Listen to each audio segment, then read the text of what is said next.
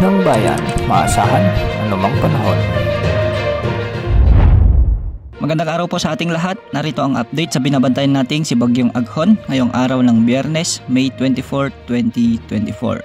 Lumakas na nga bilang bagyo ang low pressure area nung pumasok sa loob ng ating area of responsibility kahapon at tinawag ito ng Pag-asa bilang Bagyong Aghon, ang pinakaunang bagyo ngayong 2024.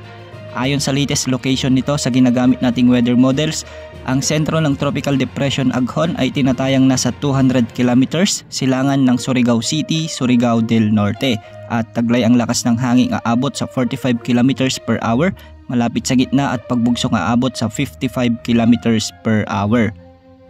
Kumikilos ito pakanluran hilagang kanluran sa bilis na 30 kilometers per hour. Ayon sa latest track nito, sa mga susunod na oras, si Bagyong Aghon ay tinatayang kikilos ng hilagang kanluran mula ngayon hanggang bukas habang dahan-dahang lumalakas.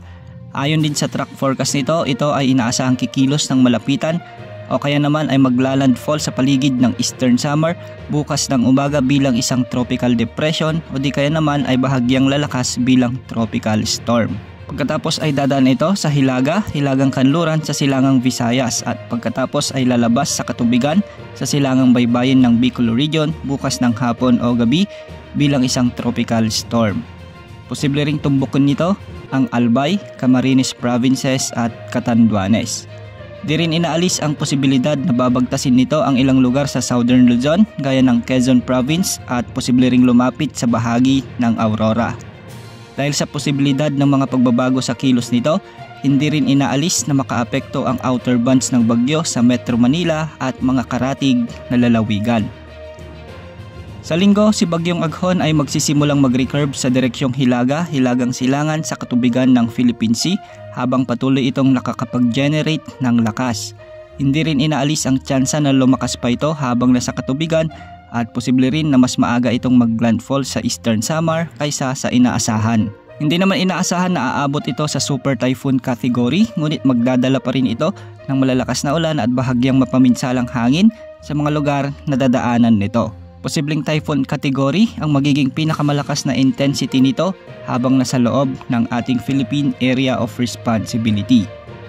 Sa ngayon ay tinaas na ang Tropical Wind Signal number 1 sa mga lugar ng Eastern Samar, Dinagat Islands, Siargao Island at Bukas Grande Islands. Posible pang madagdagan ng mga wind signals maya-maya habang patuloy na lumalapit sa bansa ang bagyo.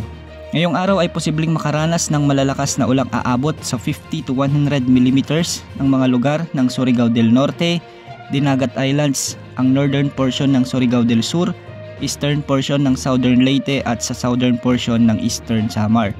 Bukas asahan naman na mas maraming lugar pa ang uulanin dahil sa paglapit ng bagyo sa kalupaan ng Bicol Region at inaasahang aabot sa 100 to 200 mm ang mga pag-ulang matatanggap sa Eastern Samar, Northern Samar, Camarines Sur, Catanduanes, Albay at Sorsogon. 50 to 100 mm naman ang inaasahan sa Dinagat Islands at sa natitirang bahagi ng Bicol Region at Eastern Visayas. Posible ring umabot sa 50 to 100 mm sa Catanduanes, Camarines Norte at Camarines Sur. Pinag-iingat po natin ang lahat sa banta ng pagbaha at pagguho ng lupa. Patuloy na umantabay sa ating channel para sa mga susunod pang update ukol kay Bagyong Aghon. Yan ang update sa lagay ng panahon. Ito po ang weather update ng bayan, maasahan anumang panahon.